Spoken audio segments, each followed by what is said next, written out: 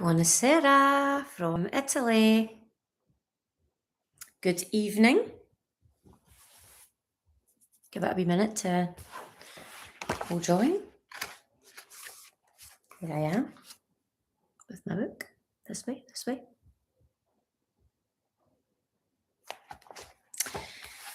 Buonasera. How are we all? Good to see you. I am in Monopoly in Italy, for those that don't know, and I want to tell you it's been pouring a rain all day. So for those in Scotland, I'm in no better position when it comes to the weather. It's been thunderstorms here today. However, from Sunday, I actually sent my mum a message to say, have a look at this weather report and guess where I'll be from Monday to Thursday. I'll be making my appearance for the first time down at the locals bit where the rocks and all that are to get some sun because it's going to be 18 and 19 and 20 degrees. I will take that, a good start to my spring. So we've got a bit of pain right now with thunderstorms, but a few more days it'll be gone and then it'll be time to get back to sun, which is great. So loving Monopoly. First week here, I told you I was sick and I had COVID. So I'm well on my feet from that now. And yeah, just getting back to normality. So it's great, good to see you all. If you want to chat in the chat box, you need to be subscribed. And if you do have something to say, I'm always all ears. Thanks for anybody that has joined. If you just want to let me know you're here, I'd be so grateful. Just lets me know that there's some people that I'm talking to. Last week was chapter 7. We spoke about coming to the awareness and realization that I was leaving corporate and I was in that position that I was wanting to do it. So we're moving into chapter 8, the leap into the unknown, choosing curiosity over fear. If you're watching this on catch up, remember, please leave me some comments in the YouTube feed and I will always respond. And please, everyone, if you haven't already, please subscribe, whether you want to chat or not. Also, if you're interested in my book, which is what I'm reading from, Uncertainty is Your Superpower, then the details are in the description on how to get that on Amazon. So without further ado, let's jump in and let's see how we go with this week. So, what do we have? Chapter 8, the leap into the unknown, choosing curiosity over fear. Let me see if the angle is not right. So try to make this better. Thanks, better. I didn't have some grandiose plan or a neatly plotted roadmap. I didn't have a backup plan for my career either, except to return to the corporate world. What I did have was a decent amount of money in my bank account, a resignation letter in my handbag, and a quiet knowing that if I didn't leave now, I'd burn out. Not from overworking, but from underliving. The build-up to handing in my notice was relatively short. It was only a matter of weeks between deciding to leave and arranging a meeting with my manager. I was a mix of nerves and excited. I didn't know how it would land, but I was doing it nonetheless because my future was waiting. I sat there with my then manager, handed her the letter and explained what was happening. She was a little shocked, thinking that the bank had me for at least a couple of years more until my degree was closer to completion. But she equally understood, and she understood my decision. So she was kind and supportive, and for that I genuinely was grateful. Shortly after, I took the people on my team to the side and told them.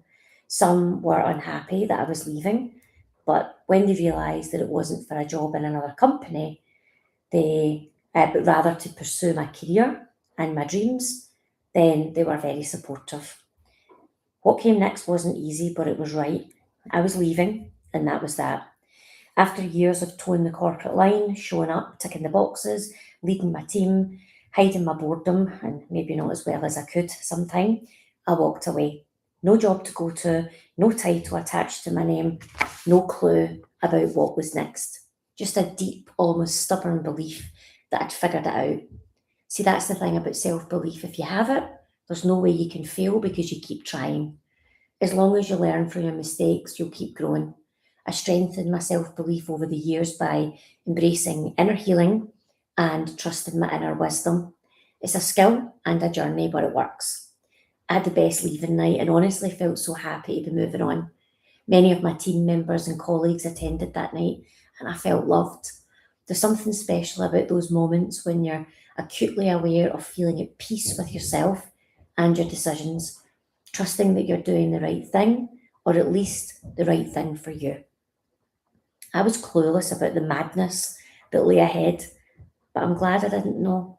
The naivety stopped me from changing my mind. A few days after I left, I remember someone asking me if I was missing the bank in my job, and I had the strangest feeling.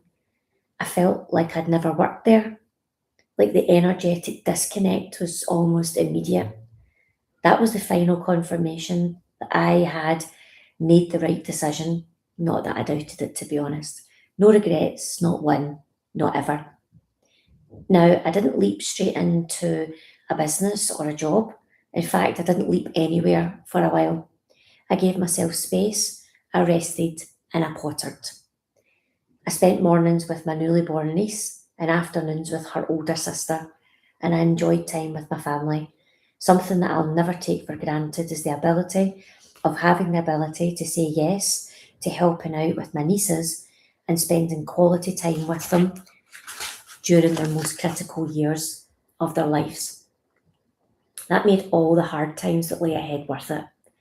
So, what I did do, while still enjoying a few lazy days in bed in the early months, was hatch a plan to immerse myself in my new world. I started volunteering. My first placement was with Childline, and you'll recall that I mentioned my first call, which involved a 16-year-old girl. I'd recognised myself in her and her story. Different circumstances, same internal chaos. Her story had hit me like a ton of bricks. I'd carried too much too young, and I was still carrying it, the experience and the wounds. Unbeknownst to me, that placement marked the beginning of something in both my personal healing and professional journey. Something inside me had woken up, and it's hard to explain in words, but let me try. Before I started Childline and my degree, I would often feel a pain inside of me. It felt physical, but it wasn't. It was emotional. I used to describe it to people by saying I had too much love in my heart. It was all consuming, and it wasn't particularly a pleasant feeling. From the moment I enrolled in uni and started volunteering, I felt myself change. It was like the dams burst open inside of me, the incredible outpouring of love. The pain stopped, and in its place was peace. I finally had a home for all this love to go. And it wasn't Childline, but it was the new world that I'd entered, a world of service, helping people and making a difference. That's at least how I experienced it. There was a part of me that was so strong, it wanted to help others feel safe, seen, and soothed, not saved, just held long enough to believe in themselves again. I stayed consistent with my studies and I showed up in this new world, feeling my way in the dark mostly, but embracing it with an open heart. I loved everything about it all and probably got a bit obsessed, to be honest. Neuroscience, behavioural patterns, the power of belief, the brain, the world, multiple therapy models. Now it wasn't just theory or just volunteering, it was me. Everything I was doing was helping me unpack how I'd lived, how I'd survived, and how I'd been able to start healing. In some way, though, I'd started the process previous years. So when I would learn a new methodology or a skill at uni or in my volunteering role, I would chuckle and think, oh, I've been doing inner child work on myself, or oh, that's mindfulness. I was doing that inner work without knowing how, and now I was piecing it all together. It was a good feeling coming to that awareness, knowing I was now working towards the skills and academic certifications that would enable me to support others. I was growing, transforming, and super stressed all at the same time. A good mixture, I think. And although it was great to be at uni and volunteering, I still had to work. I had a mortgage to pay and I needed money to live. I knew I had to secure a job soon or I would quickly burn through all my savings. 6 months after leaving the bank, it was time to re-enter the working world on a part-time basis. Thank you, NHS 24. You are my saviour. I was thrilled to be part of the NHS instead of a banking environment. I loved wearing the uniform. I felt proud in those scrubs, even if I was only working in the back office of the contact centre. I was able to choose my shifts that fitted around uni, back shift, day shift, and night shift. Oh, shift work, my first time experiencing working nights. And boy, they were challenging, but also kind of fun at times. The role was working out well, but it wasn't related to mental health, so it didn't give me the exposure in my new career path. That was until January 2019, when I was fortunate enough to be promoted to a brand new department exclusively for patients seeking mental health support. Bingo. I was finally going to get more practical experience. I was feeling very blessed at the time. I triaged mental health patients on the phone and offered crisis support when needed. It was real world and real life situations. Honestly, it was a baptism of fire. No hand holding, no textbook idealism, just real people and real pain. I'll be honest, it was brutal at times and emotionally draining, but it was also soul enriching. I learned how to combine my academic knowledge from uni and other counselling courses with my practical skills from my voluntary work. I was finally becoming who I was always meant to be. That role at NHS 24 taught me how to regulate the nervous system in chaos and in real time, both mine and the patient's. It tested every part of me, and it helped me build the capacity to sit with the complex emotions, and that skill would later become one of my superpowers in my business. Somewhere in those early months in that role, something started to shift in me. I stopped searching for a career path, no more researching more degrees, master's programs, or jobs in mental health.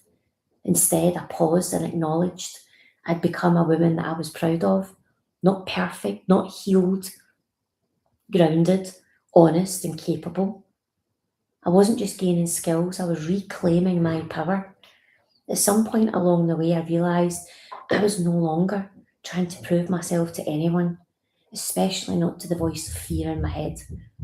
I was building a future and one I could be proud of. That girl who once cried in the corner at parties or quietly in her own living room or anywhere she felt unworthy now had tools, language, space, a voice, and the beginning of a true calling. I didn't know how it would all come together, and I especially didn't realise way back then that my business framework was forming. I hadn't even decided to build a business at that time. Something was emerging though. I felt it. I experienced a sense of recalibration, not only of my nervous system, my beliefs, and my identity, but also my life. And even although I didn't have it all figured out yet, I knew I wasn't merely surviving now, I was rising. And that concludes the chapter. Let me just tell you a little bit about the reflections. Leaps don't come with guarantees, they come with the truth. The moment you stop waiting for certainty and start trusting your next step, life begins to meet you halfway. And there we have it. Chapter 7. Who have we got? Let me see. Hi, Greg. Hi, Joe. Very nice to have you both on. So, the thing that I wanted to, a couple of things that I wanted to pull out of this, there's actually loads in this chapter, like it's quite long. I could probably have split it into two, but I was in my flow state. I want to point out about the part when I'm talking about two things actually. One, feeling my way in the dark. Okay, that is all the way through that chapter. We're going to expand on that, and also that I left corporate because I could burn out, but not from overworking, from underliving. I want to give some context on that, and that might resonate with some people out there, or they might recognise this in their own story, or even how it isn't impacting them, and maybe they can recognise that maybe they're enjoying things more than they realise. Sometimes the mirror isn't always about showing up a negative. Sometimes it's to show us actually where we're grateful for what we've got. So, as I said, there's a thread throughout that whole chapter about feeling your way in the dark, and that's really the essence of uncertainty is your superpower. Because when you've got to that place where your nervous system is, you're able to regulate it enough to not spiral, it then allows you to hold space for yourself for bigger goals, bigger dreams, bigger aspirations, and allows you then to not feel the desire to have everything figured out before you take the first step. So I want to talk about that and get your input for anyone that's tuned in or anyone that's watching after. Stick it into the comments in the YouTube feed. The other part is about leaving an environment, you know, because you could burn out from underworking. And for me, I didn't mean, I know, underworking in the sense of I wasn't doing anything, but there was a part of me that had got my team to a really good place. They were all doing really well, and I'd fallen in love with the uni stuff. Like I was just mad, passionate, daft about it. And I could see that there was another life there. So you've got a job over here that's paying me very well. I'm not challenged at all because I've done the hard work with the team. I was in that team for 3 years, and year one was me finding myself from that toxic job before. So then in the next years, my team really excelled even further. They did excel in year one, but they really excelled in the second and the third years because I got it to running like a tight ship. And it was just taking my salary. And in reflection, it probably sounds nuts because why wouldn't you just take the money and then you could just study and at night and and still have that income coming in? I just couldn't, because the being in my work was tying me knots. It felt like it was becoming the problem. And although I was getting paid really well for not doing, I didn't feel it was a lot. And it's because I was so used to running at such a pace. And it was interfering with what I wanted to do next. I knew that if I stayed any longer, that agitation, that discontent, and it's dis-ease, it was really uncomfortable. So I don't know. Can anyone else resonate with us out there? Don't leave me hanging. Has anybody else had that feeling or got that feeling or in a past life felt that way about a particular job? How does it relate? Like, or did you feel that you could burn out from overworking, but overworking in the wrong field? Because sometimes we can get burnt out and it's actually because we're just frazzled going in a direction that's not right for us. That was another part of my story. I was moving through it, but I was going in the wrong direction. It wasn't actually the right thing for me. So again, I was heading for burnout, but for the wrong reasons. And it was only when I moved out of that that I was able to connect in a different way and figure it out. So anybody, if you need to be subscribed to comment for any, just as a wee reminder, if anybody wants to comment. And while I'm just waiting for anybody else's experiences around that part of it, let's talk again as well about feeling our way in the dark. What is that? When I say that, oh, Greg, yeah, I've burnt out from too much, but feeling burned out from being under underspired was real. Oh my God, yes. Oh, that's so funny. I totally know what you're saying there, because when that, whether uninspired or all different reasons can cause that, a lack of interest anymore in what you're learning, not learning anything new, things becoming a bit plateau, things just not feeling exciting. I knew what you meant, but I loved it because it was like the way I'd written it in the book. So I knew you meant underspired. I just thought you were coming up with a new word for the dictionary, but under-inspired. So you're absolutely right, and that's what that you've hit the nail on the head because that was what was happening to me when I worked in the bank. It wasn't about the workload, it was the lack of interest where I was and the lack of exciting things to do. I wasn't challenged at all. It was all ticking over. And there were other people in the bank in the same position as me who were happy to continue with that. And that's fine because they had children, maybe they were married, they had other things. It suited them, have their money, go their holidays. Fabulous. And there's nothing wrong with that. I'm just talking about that feeling of when you know that, as you say, if it gets hard to find the energy again and you feel uninspired for a prolonged period of time, you can absolutely burn out from that. And it's totally relatable. So thanks for sharing that. Yep, Joe, talking about all our time in retail management, burnt out, doing all the work for a carrot dangling for a bigger role, and it never was a bigger role. So again, it's your story reminds me as well of chasing something because something looks golden at the end, but actually knowing what you do now for business, and now that you have your own business, always now, if you reflect back on that, you were in a similar situation to me. You were obviously in retail and I was in corporate, both corporates to all intents and purposes. Both of us going in the wrong direction. Me climbing the ladder all the time and then eventually becoming very passive, discontented, and plateaued and all that jazz, and started to pursue the next life that I wanted. It's not really that different for you because, again, chasing that golden dangling carrot, hoping that it would lead to something that you believed would fulfill a part of who you were.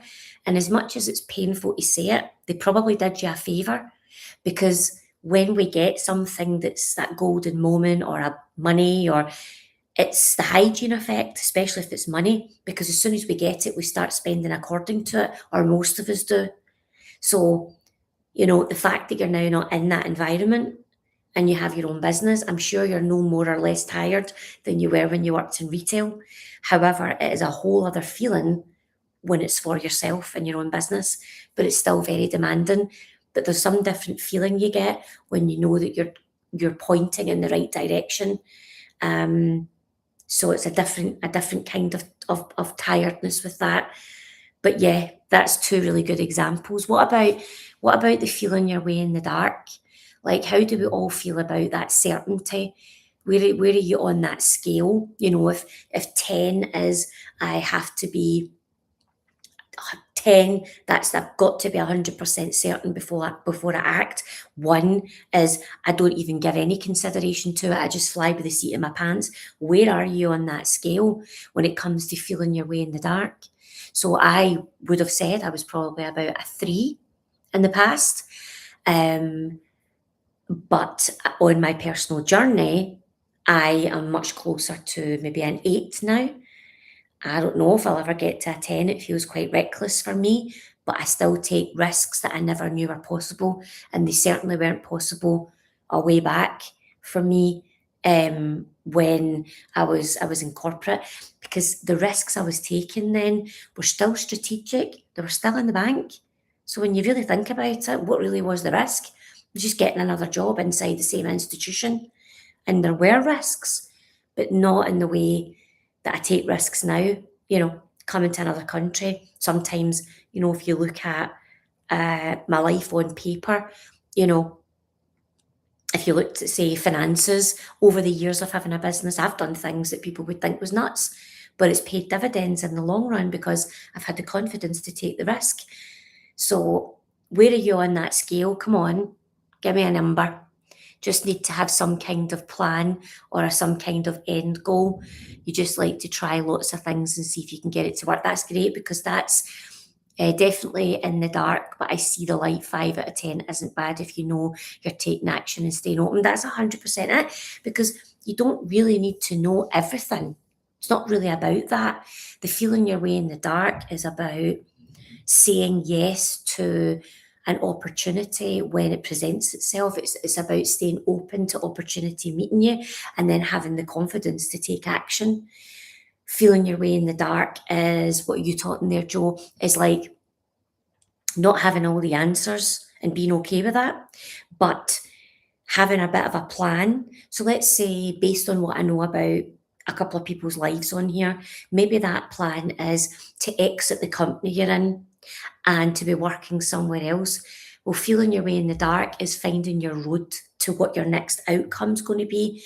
It's not about knowing today which company, at what date, on what salary, and which organisation, and which particular role you're going to get. That's not the outcome. The outcome is just having the vision. I want it to be something like this. I want it to feel like that. I want the company values to align with X, Y, and Z, and then staying open to these small shifts. And all along the way, knowing that if you take Joe's rule on it, got the goal at the end, but try different things, knowing that there's no such a thing. Like I get what they say when they say there's no such a thing as failure, and they're actually right. But I'm okay at failing because I can just say that. It's like, yeah, that didn't work. So you can call it a failure, or you can just say, well, that didn't work out. But the way I approach things now is very much about it being an experiment. And I just take that walk of that through all walks of life. So if I'm trying something in business, I say, well, I'm experimenting with social media right now. Or I could say, oh, that was a total failure because it didn't get me the likes or the feeds to the right kind of people, or it didn't bring me in business leads, whatever way you want to look at it. But I don't really think like that now. I have moments where I'm disappointed, but then inside of me, I go, yeah, but we're on this test and try. It's about feeling my way in the dark along the way. It's about doing the research, trying, experimenting, deciding this isn't good for me, this doesn't feel aligned, and then trying something else. So that's my version of feeling my way in the dark. And I'll tell you, the biggest thing I'm feeling my way in the dark with is travel. Is 100% is coming to America, to Italy. It was coming to Monopoly. I had no clue what I was doing, and honestly, at this point, I'm still not really sure that I do either. So all I know is I want a different way of living. I've always had a deep-seated desire about Italy, and I don't know where it came from. And I came here and it opened up something inside of me. And on this trip, I've already started to feel that in my second week of being here. I've been out, I've met loads of new people. That never happened in my last trips, but I did other things.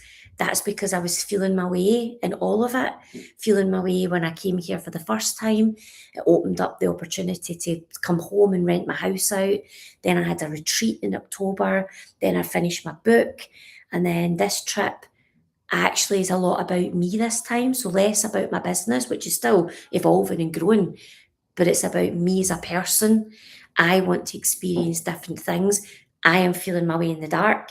I'm meeting new people. I'm putting myself out there. I'm connecting with different people. I'm taking risks and I'm trying to just see what feels good. And even in this short week, because the first week I had COVID, so I wasn't really out, I've already started to assess this feels good. No, I don't really want to be doing that. These types of people are my kind of people. Actually, this kind of environment isn't good for me. These environments are good for me. So again, I'm just feeling my way in the dark. But at the end of it all, at least you can assess it and say, sure, this worked, this didn't, this I'll continue with, this I'm going to drop. How else will you ever know unless you put your faith in yourself, knowing that whatever steps you take, just if you're happy in that moment with your decision, then it is right. There is no right or wrong. It's right for you in that moment. If it turns out not to lead you where you thought, it's going to still lead you somewhere else. So at least you're still moving. There we go. That's your feeling the way in the dark. That was my thoughts in and around that chapter. that chapter is full of stuff. I'm probably going to come back to that one at a later date, particularly about NHS and mental health and the experience of the baptism of fire and all that that went on in there, because it really was fantastic. And I'll always be grateful. I think that 9 months in that role was like, I don't know, maybe not quite 9 years, but by the time I left there, I felt like I'd worked there for 9 years because it was so intense. But it was the perfect thing for me, baptism of fire or not. But I learned that I had the capacity to do really hard things, not just do the degree, not just do the academia, not just do the volunteering, but I could actually do it with real life people. And by the time I was ready, which we'll come to that in the next chapters, to have the business, I knew I had what it took. Because if I could handle patients like in those situations, I knew the type of clients I would be working with were nothing like that. They're not in the same level of chaos in life. They don't have the same sort of crisis situations. So I knew if I could handle that emotionally, I could probably take on anything. So to be continued, same time, same place, I'll still be in this chair.